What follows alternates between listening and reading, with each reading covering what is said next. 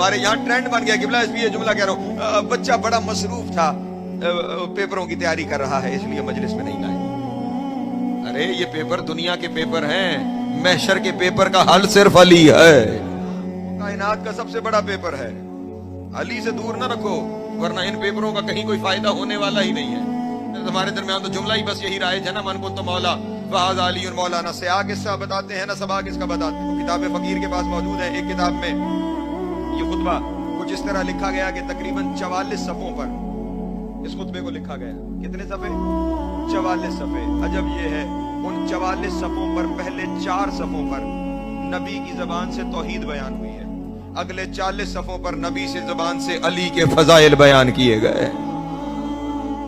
ان فضائل میں یہ ٹیپ کا جملہ ہے، من کنت مولا فہذا علی مولا، اور یہاں پہ پھر خطبہ رکا نہیں، اس کے بعد نبی نے ارشاد فرمایا فَلْيُبَلِّغْ شَاهِدُهُ الْغَائِبَ، جو موجود ہے وہ غیر موجود کو ولایت کی تبلیغ کرے۔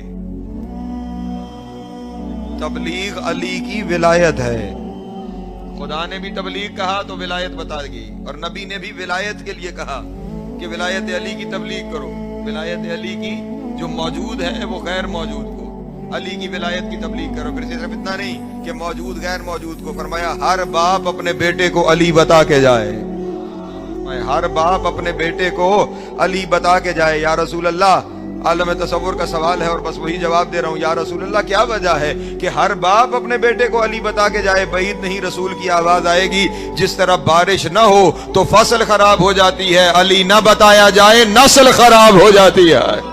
پوری ضمانت سے یہ جملہ کہہ رہا ہوں، آپ نے اپنے بچوں کو پی ایچ ڈی کروا لی اور علی نہیں بتایا تو کوئی کام نہیں کیا ہے،